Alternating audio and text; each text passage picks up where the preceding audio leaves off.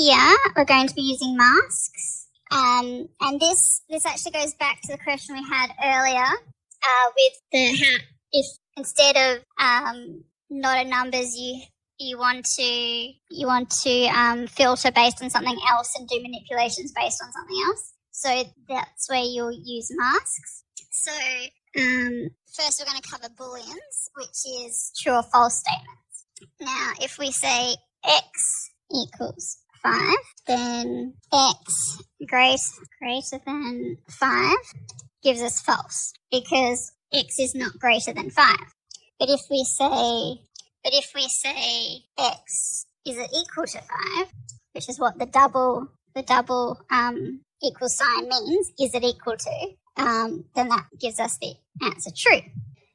Now this will give us a list of all the variables that we have already used and defined in this notebook.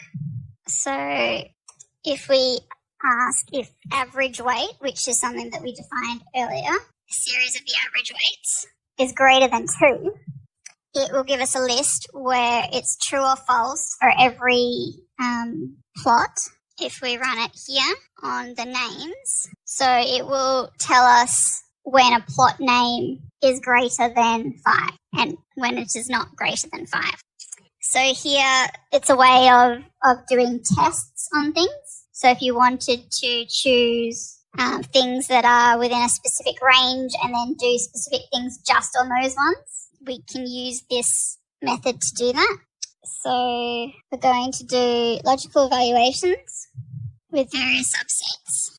And we have on top of equals to, less than, greater than, there's also not equals to and greater than or equal to and less than or equal to. So here we're using the isNull function again like we did on the previous one and looking at surveys DF wherever and doing the mask of is it true or false for each part of surveys DF. PD is short for pandas, so we when we import pandas, it is traditional to input pandas as PD so that it's a shortcut. We don't have to write pandas explicitly. And when you're going to repeatedly use a function that's been imported from a library, that's just to save on typing. And it is very much the convention to always call pandas PD. Okay.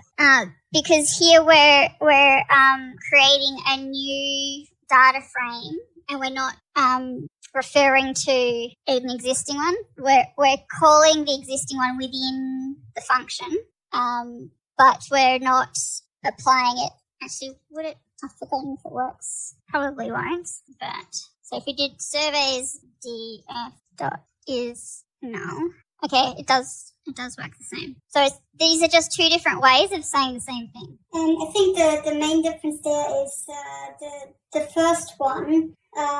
When you do pd.isNull, you're specifically saying, I want the isNull function from the pandas library and I want to use it on this object. So surveys df, for example, if it wasn't a data frame, it might still work. Whereas the second one only works because surveys df is a data frame which has an inbuilt method that is isNull. So that's this object-oriented programming that Python does. So surveys df is an object that has certain abilities that come with being an object, and one of them is having this function or method that is called .isNull. Yeah.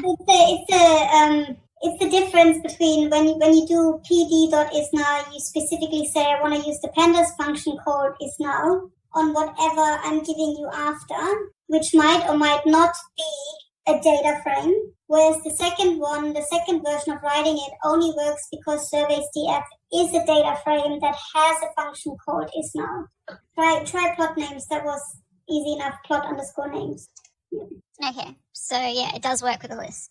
Yeah. So, but now the question is, when we created the plot names, because we created it from a data frame, whether it still has that same inbuilt functionality or not. No, that doesn't work. I just tried it on mine. So if you do plot underscore names .isNull, that does not work because plot names is not a data frame. But if I just create a brand new list, it's working on that. Yeah, but now if you try list.isNull, that won't work. Yeah, that won't work. because list itself is not an object that has this inbuilt functionality. Yeah, so this is just more broadly applicable than this. Mm-hmm. Yeah. Go back to what we had before, which is surveys DF. Okay. So now we want to select just the rows with the DF values, the NaN values. So here it is selecting all of the rows that have an NaN for the weight. So here axis 1 is rows and 0 means columns. And then we can run it again, but we're going to specify here just a single column. What did that do? Why did that not? Oh, because it's just not outputting because it's just storing it, but it has worked. It's provided a list here, an array here with all of the weights that are NaNs. Now, if we want to just get the ones that are in a specific range or with a specific value, we can do that as well. Here we're now looking at the years. So here we are getting a data frame with the years equal to 2002 from the survey's DF data frame because it's a single one. I'm not sure. I've not tried to do that, but it probably works. I wouldn't, the way you can access column names is either using the dot or using the square brackets. So if you have spaces in your column names, you would have to use the square bracket and then put it in quotation marks in between. Do you know what I mean, Cara? Yes, so you could also do this. Don't forget and it's the same thing. No, that's wrong. Because I need space.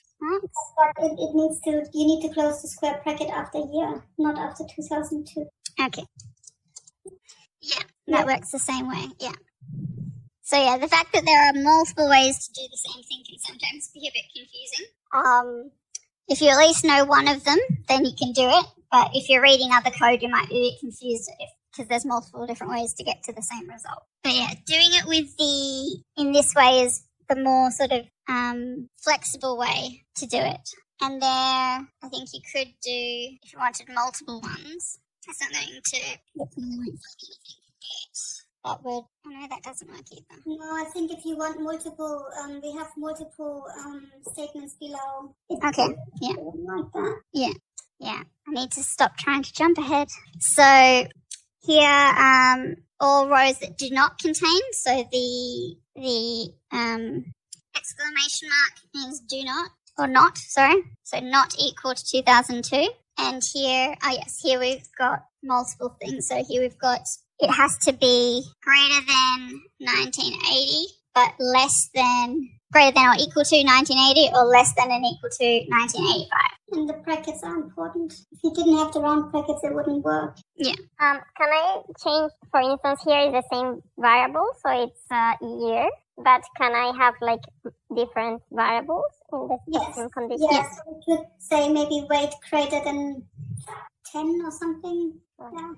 And then here, dot year is the only, so because usually when we put dot something, the dot, what comes after the dot is basically the function, right? But here on this case it's not. It's a variable, right? So only in this case. Yes. Yeah. This is it. Yeah, after the dot, technically they call it methods, and I guess the column names are methods as well that this object has. So I like using the dot and then column name because you can use tab to autocomplete, and I'm usually too lazy to write it all. Whereas if I put it in quotation marks with the square brackets, I can't autocomplete. So yeah, this is a specific thing to Pandas that they've set up so you can just do dot. So here, surveys df dot query. So we can use query to also do the same thing. So here we're using the query function instead of calling the methods for getting the column names. And then we can specify our requirements that way too.